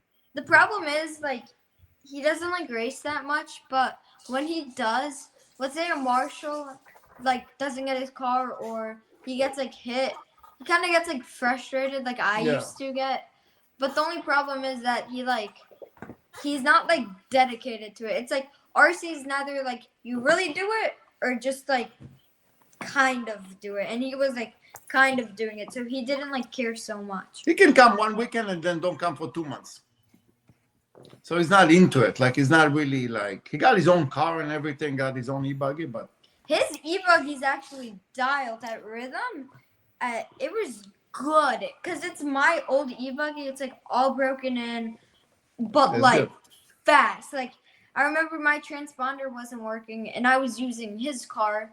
The run couldn't count, but I would have got like one of the best TQs Yeah, it of was that good. race. That was the like Northeast broadcast like race. We appreciated you for being there.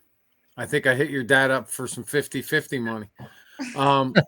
So Benny, when you're racing, what is it that you like the most about racing? Like in terms of like handling your car, do you like the Whipping. jumps? Hold on, I'm not finishing my question. He already know He already that. knows the game. Whipping.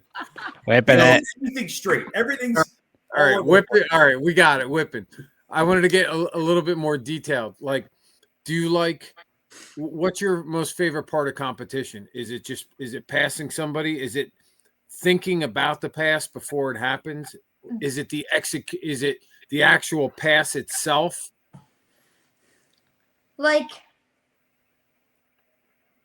I don't know. Like, I definitely like battling when the race is almost over, but also it's fun to battle like my friends and stuff. Like with Colton at trains, when I was like, it was like a good race, and we were like battling at the end, and it was just fun because me and Colton play like VRC like almost every every day, so it's like fun to like verse someone that you've like been wanting to verse, and then like put that on the track and have fun. Nice. But he Awesome, liked man. the whooping, Very as he cool. told you. He The liked to take the whipping, car. And whipping. Yeah. All about the whipping. Whipping is fun. And he liked to be 1 inch from the pipe. That's why you hit Whipping the and pipe all the time. So Benny, you're racing as an example. What do you think? What do you think you do the best at as a racer? Your racer skills. What do you think that you need to improve on? Like I would say I would say I need to improve on my corners. Sometimes I do them good, but then sometimes I hit the pipe. But something I'm also really good at is not like accidentally, let's say if I'm here and then there's a car in front of me, I'll go super fast, but then I'll like brake the second I'm about to stop them. And then sometimes that'll make them move and then let me go, even when we're battling, or just like in general, not to take them out because just don't. So it's more kind of patience. But I then, would say right? that I'm really good at like going super fast, but then braking enough so that I'm like this far apart the car in front of me. That's the part. You're getting in their head. You're getting in their head. You play. You let them know, hey, I'm coming, and make them second guess themselves. That's a good thing. I tried to No, actually, actually, I'm sorry, Benny. I need to interrupt because what I'm hearing is that you perfected your father's skill because he had the same skill, but instead of him leaving this much room, he just take you out. He No doesn't room know for what brakes is. That's the problem. Who need brakes? Overrated. Yeah. Down. Dial that shit out. I can't tell you how many times I've raced Ofir where up on the driver's stand, either him or I will say, "Oh, that was for last weekend," or "I owed you that one, right, Ofir?" Right? We got a list open. And we'd be cursing at each other. I'd be saying, he'd be like, "You gotta stop, whatever," and I'd say to him, "No, I owed you that one for like 3 races ago. See you later, pal." That's honestly, that's fun. Honestly, I really don't mind. I'm really not getting mad. I mean, at the moment, I would yell and scream, but I'm really not mad. Like, I don't care. Just all you want. Don't worry. You know. See you again. Ofir, you are the most loved and hated guy at the track all at the same time, bro. I could tell you. That's good. It just depends. Well, yeah. I mean, if you got to know Ofir to understand Ofir, right? So, like, if somebody just sees you first time at the track, they're like, "Who the fuck is that guy?" Right? But when you know him, as long as I've known you, it's like, you know. No, for sure. Listen, we George, go did you to have fun. We're not going over there to fight or anything. And obviously, every once in a while, you're gonna see some stuff going on. You're gonna see some stuff that people like fighting and talking and whatever. Like, I'm not gonna say name Tom, but you know exactly who I'm talking about. I'm not going to marshal your truck. How a marshal, tell me how that's an option. How a marshal say, if you crash here, I'm not getting your car. I crashed there, didn't get my car. How is that an option? Right. Shouldn't be. Should be an automatic disqualification. Somebody that is like 5 laps down on the qualifier. I I'm love like, marshalling. Marshalling's fun, especially novice. You're an Not- excellent not marshal. this- Note to self: we're always looking for volunteer marshals. Benny, you're in. You just got. That's you right. Just got voluntold. I like it. yeah, it's good. Marshalling, like I kind of like getting cars, but Bob Walker, best marshal of the world. Bob Walker is Yeah. an excellent marshal. This is a cool guy. Yeah. One time at Rhythm, it was like 2 layers ago. There was like a double in the back. He almost hit the fence. Bob caught it, did like a 360, and put him back In on there. the track. That was good. But also, by the way, Tom, like the track got so good. And for us, not for anything, like it's so convenient. We live 30 minutes away. But regardless, I will definitely drive 2 hours to come there. Not even a question. The track got so much better with the sugar and the prep and everything else. It got really good. And I feel like also a lot of local guys that used to race back in the day or whatever, new guys, they got better at marshalling and racing and understand the program and respect with other people on the track, that they still not gonna move out of the way too much, so you help them a little bit, you know. But I think the program got much better with people. I don't know if everybody knows this too. When we first started getting the track going, we were struggling with the dust and the track breaking up. And Ofir's like, I'll get you dirt.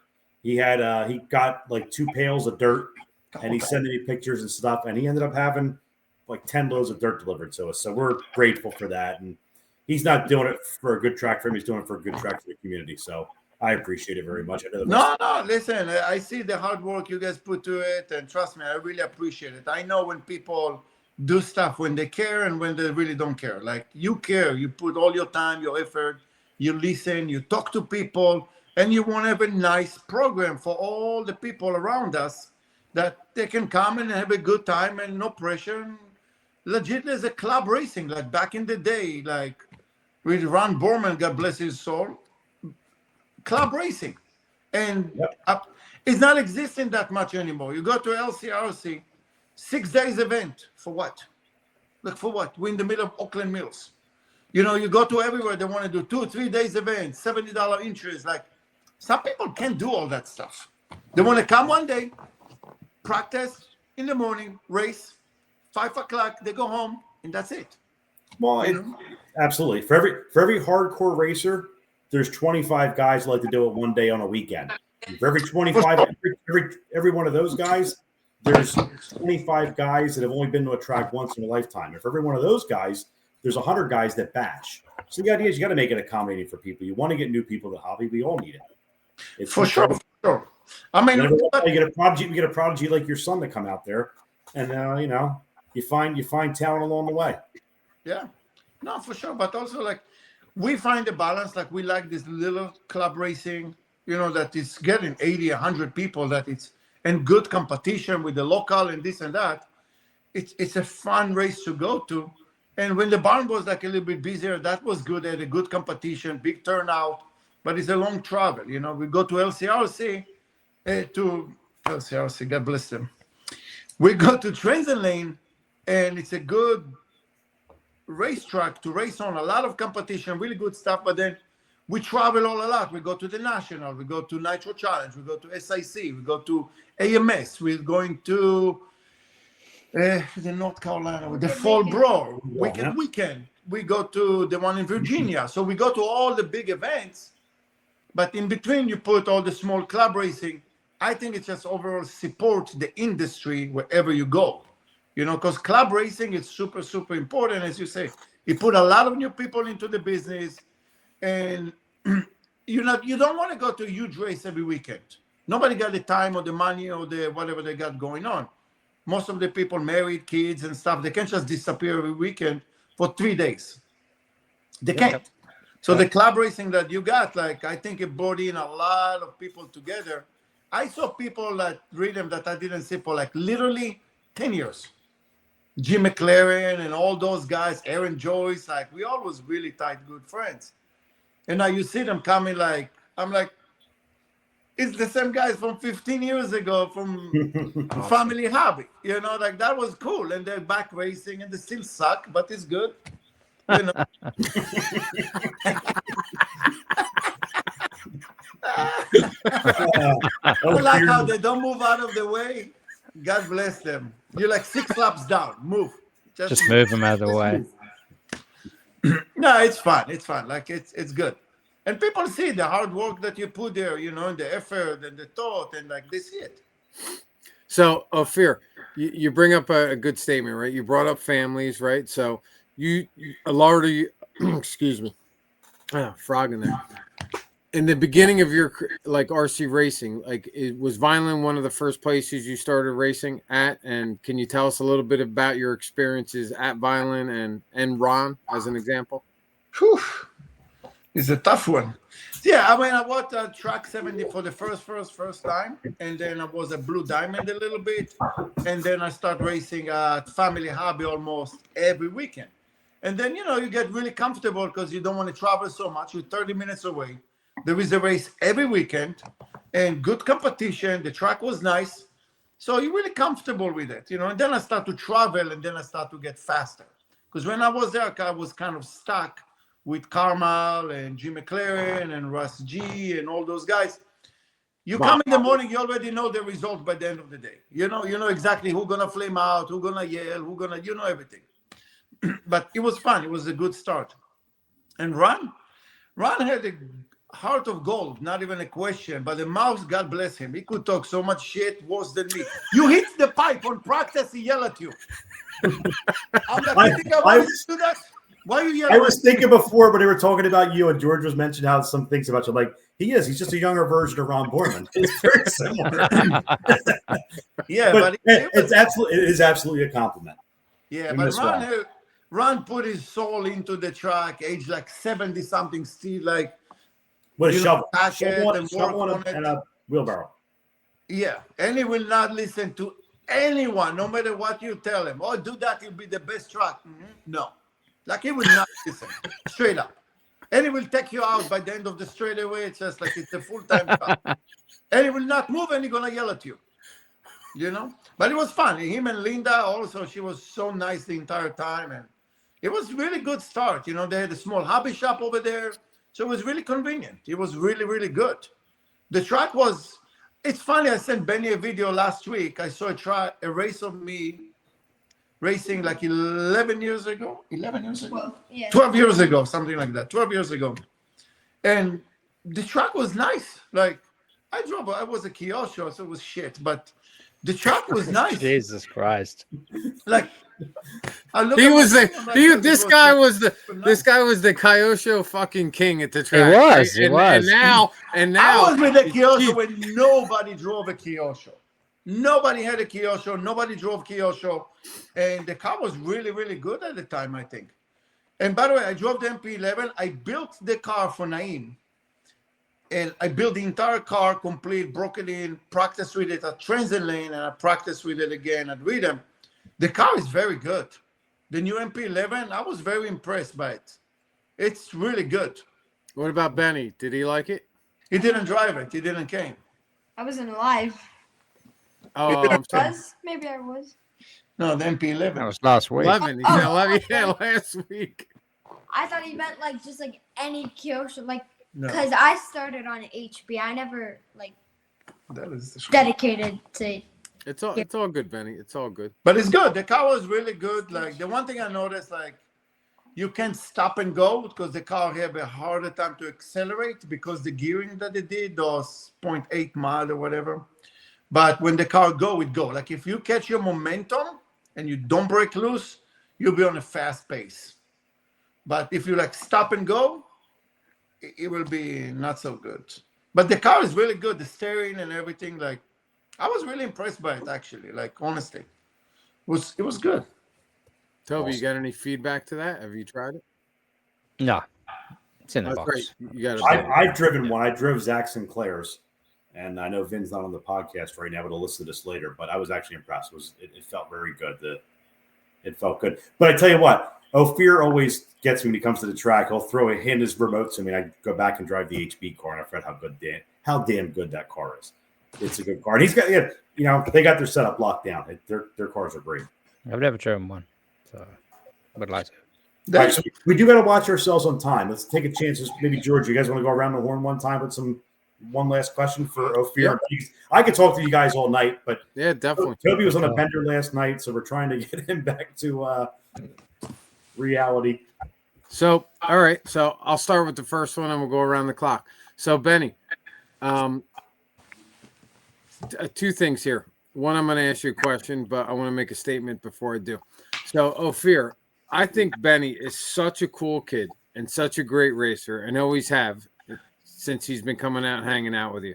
But the thing that impressed me the most was when I switched cars like 2 years ago, right?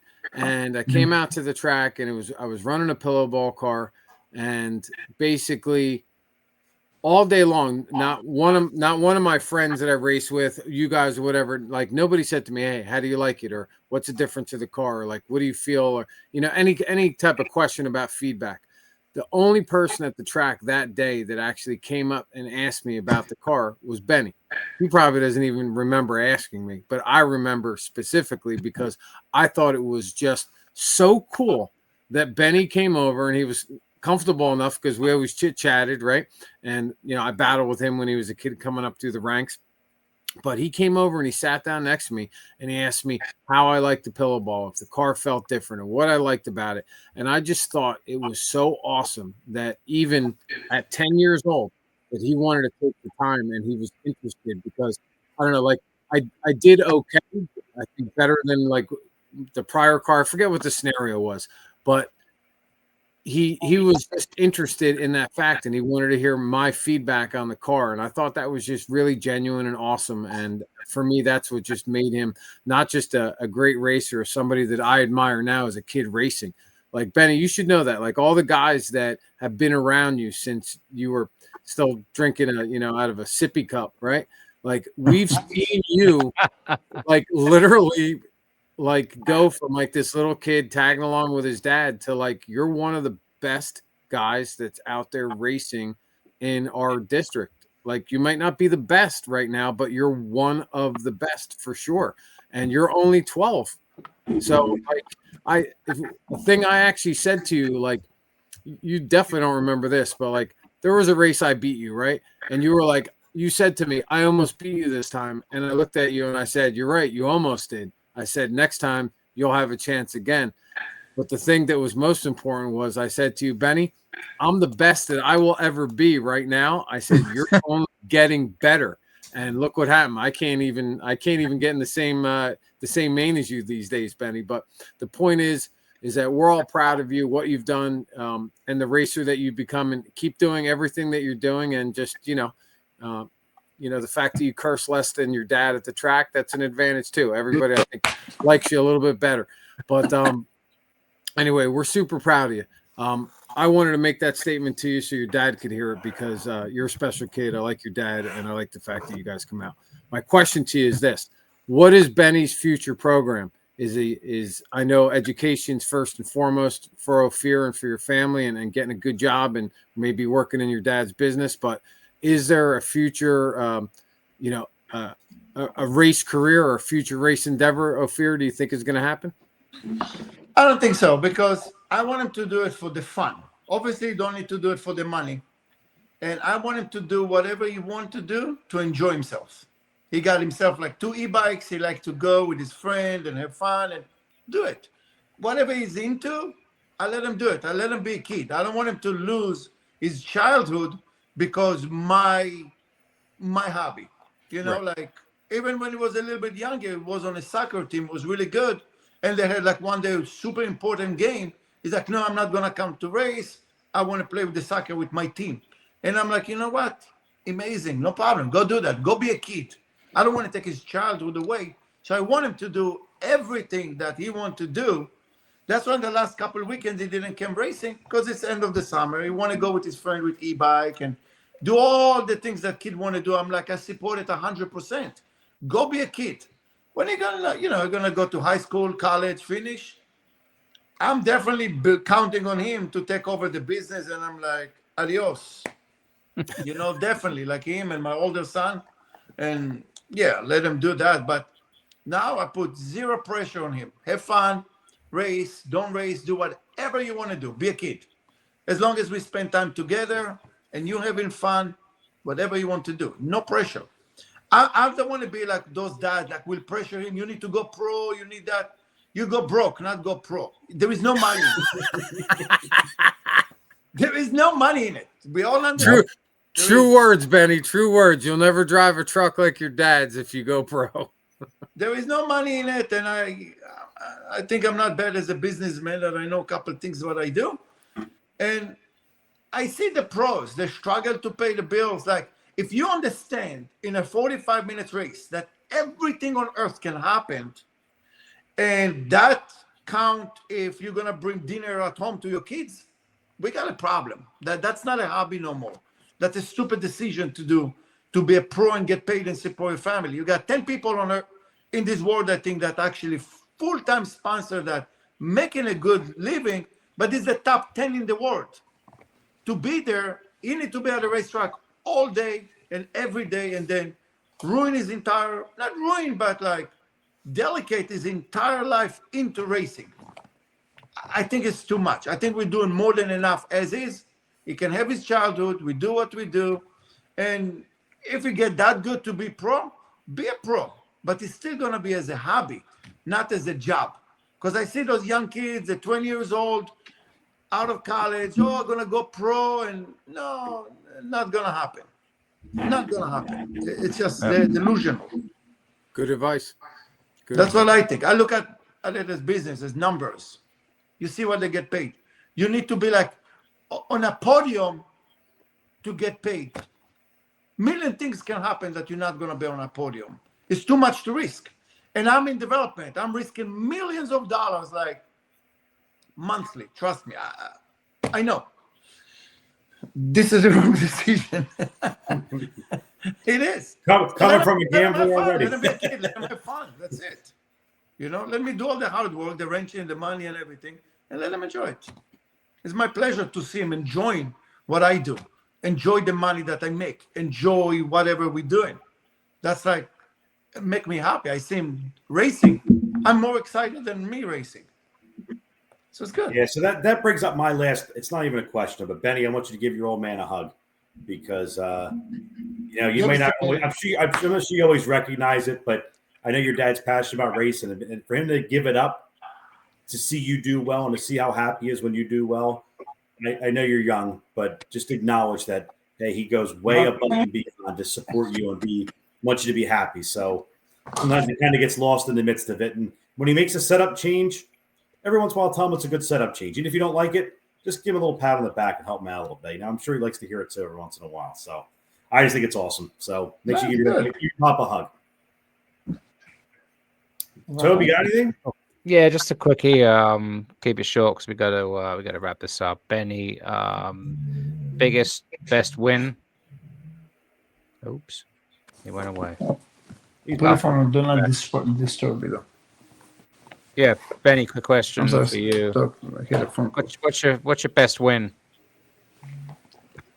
Shut it off. The thing stop. What you guys hear us at all or no? Still there? Okay, we're good. All right. So good. Toby had a question for you, Benny. You shut it off, hello? Yeah. You guys hear me? What's happening? White for us. Wait, let's leave and then go back in. No. Why? All right. Should we run an ad while we're waiting for these? Let's run an ad while they're figuring run it an out. ad. Good idea, Toby. Yeah. All right. So we're just gonna hear from Yeah. I don't know what's happening. Froze. Hear from my friend Dennis Brewer over at Nitro Caddy.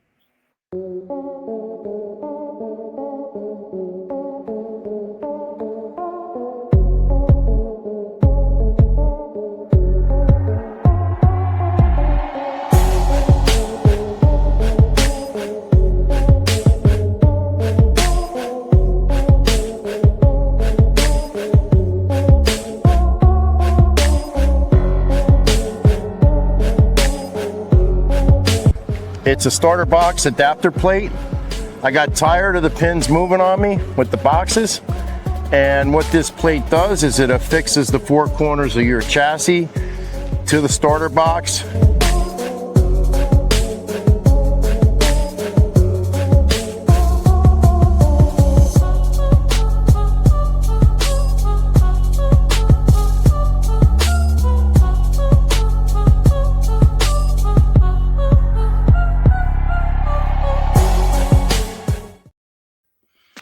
Yeah, so shout out to Nitro Caddy for supporting us in 2025. Go Dennis Brew. Yeah, Dennis has a quick update to his bump master, a couple of evolutionary fixes. So been using the plate all weekend, last few weeks. Awesome, simple design. Takes a lot of headaches out of your Nitro starter box. Anyway, quick question for Benny. You guys back online? You can hear us? Yeah. Yeah, Benny, quick last question for you. What was your best win?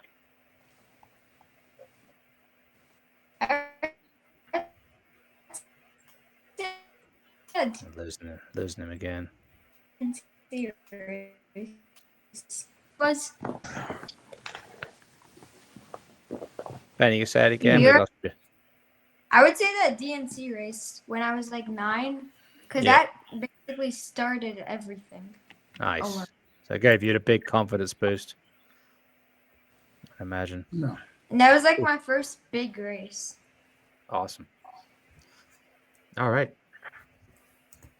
So, Benny, last quick question. Who's your number one target in our region? Not me. Sounds like That's like different. Denari. Not every like. What do you mean region? Like In our USA? area.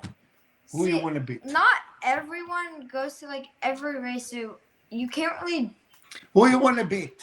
There you go, Ofir. You said it. Yeah. I'm gonna put the Schreffler. smackdown on. Schreffler, right on. Schreffler?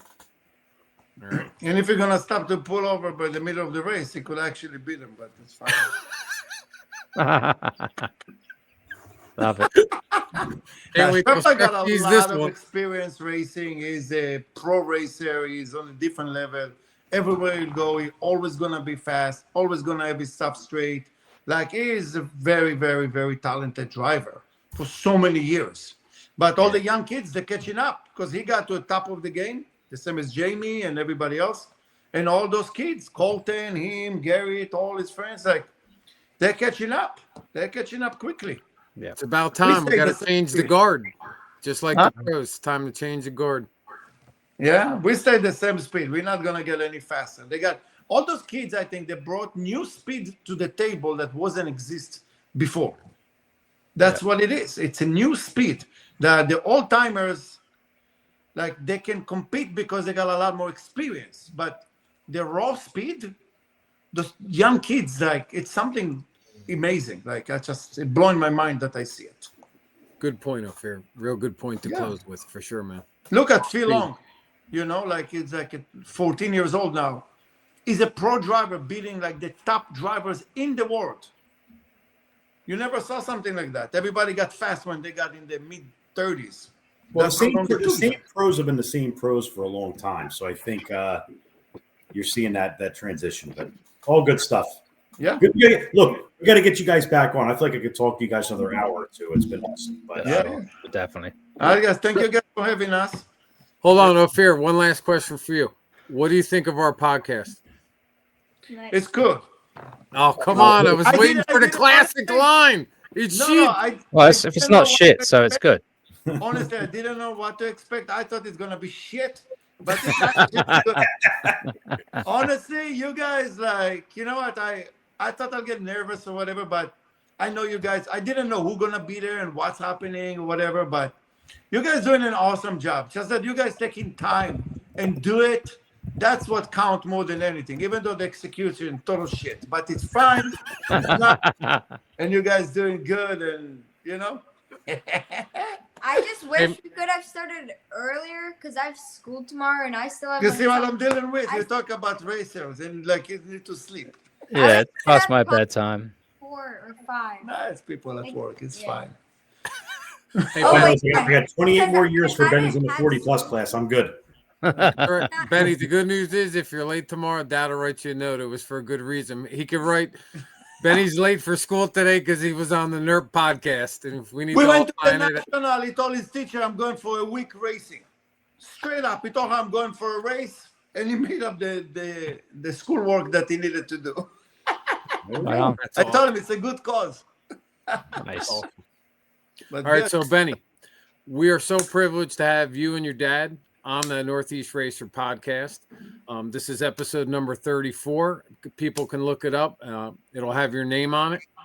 If you and your dad get a chance and you haven't seen any previous podcasts, you can also look in there. And there's Jason Schreffler. We did a podcast with him. So if you're interested and you want to see a little background on Jason, his racing career, since he's your number one target, remember, if you want to beat somebody, the best thing you could do is find out all about them, right? So that's a little homework for you to check out.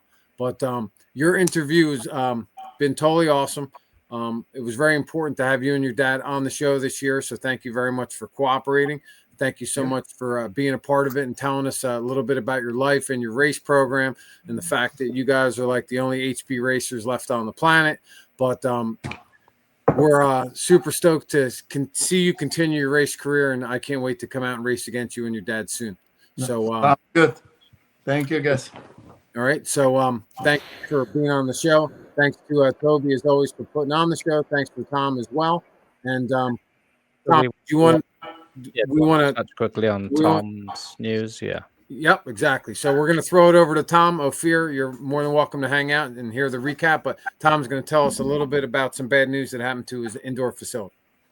Yeah, I just wanted. I mean, I think a lot of people know already, but unfortunately, Rhythm had a fire not too long ago. Let me see if I can share my screen here. Oh, I'm hitting all the wrong buttons. All right, I'll figure it out in a second. But no, sadly, we had a fire at their indoor facility. The facility caught fire, and unfortunately, it was a total loss. Look, all the positive stuff. I mean, look, I got woken up at 4:00 in the morning that the place was on fire. Nobody got hurt, right? No firemen got hurt. Nobody in the business got hurt. That's of paramount importance.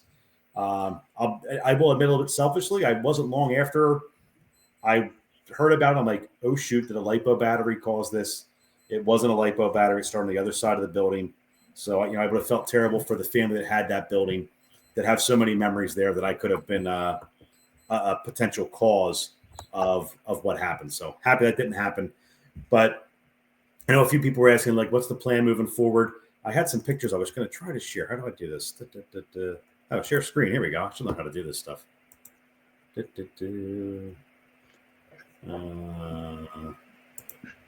Here we go. Sorry, Tobe. I'm learning. All right. Place caught on fire, burned up pretty good. I don't know if you guys believe in divine intervention, but I thought I was done. I didn't expect to try to open everything up again. I mean, the hobby's in a much better spot than where it was when I initially started. So that was really my goal. But I did want to keep it going for people like Benny and Ofir. And I've got some other families, another friend, Critter, and his son, Drake, race together. Bob Weisbecker and his son, Robbie, they come out and race. It's good to see that. So I didn't think I was going to be able to do it again. But as divine intervention, I had somebody call me out of the blue, someone I never met before. Their wife saw what happened on Facebook, and this guy reached out to me and says, hey, I got a space that might actually work for you. So I am working on putting something together now, looking to have a new indoor facility. Awesome. Probably before the end of the year, hopefully as soon as possible. Wow. I'll give you guys a sneak peek at the inside of this place. It's going to be triple the size of what we currently had. Nice. So looking really forward to it. I got a few details to iron out. It's not done yet, but I will be doing some fundraisers and hopefully like sort of crowdfund this thing, because any profit that was made at the other track, it all went up in smoke, including all my cars and things. But we'll do some fundraisers. We're going to have some T-shirts made up. Out of the ashes, rhythm rises, and we do some other things with some of the manufacturers. But I think there's things we can do. I want to get it back open again. There's a lot of. Oh, I stopped sharing here. Did I stop sharing? I did. Yeah. A lot of good racers, a lot of good stories. So fingers crossed we can get something put together for everybody, and there'll be more details in the future. Nice. Awesome to hear. Tommy, we're all here to support you. Thanks, buddy. And we can definitely do something like that. Maybe next episode, even get it started, something like that. Toby could run a link so that we can run it for a couple podcasts. Anything we can do to help you get started. You're pivotal, man, in New Jersey. Wall RC closed down years ago. You're the only new track for A scale that opened up, even though we're talking about your indoor facility. But, what happens from the indoor facility keeps momentum for you running the outdoor track down there, and that's what's most important. So anything you need a hand, building material, stuff like that, reach out. Thank you, sir. There to help. I appreciate it. No doubt, man. All right. So with that being said, unless Toby's got something else to add. Well, how do our episodes keep getting better? It's kind of cool. I really loved having Ofir and Benny on. That was really good. Yeah, they were good. Really good fun. I just messaged him. He said he had a blast. Yeah, awesome. Had a blast. I saw the deer in the headlights when we brought him on right in the beginning, and then just start a little path for them to get going on. And then it was good to go. So I don't think Ofir had seen any of the other episodes. I know we talked about it much earlier, and the fact that we could pull it together was awesome. So I'm happy. Yeah, absolutely. It's not shit. It's not. All right. Well, that was episode number 34. Thanks everybody for watching the podcast with Ofir and Benny, and all the other stuff. Vin's setup segment and Toby's race recap, and what Tom's trying to do moving forward. So we'll keep you guys updated, and we'll have some more information. And next month we're going to have another great person to interview and bring some great content, as well as some other great stuff that Vinny's got lined up. So we will see you guys all on episode number 35. With that being said, see you guys at the track. Take it easy. Later, guys. Later, mate.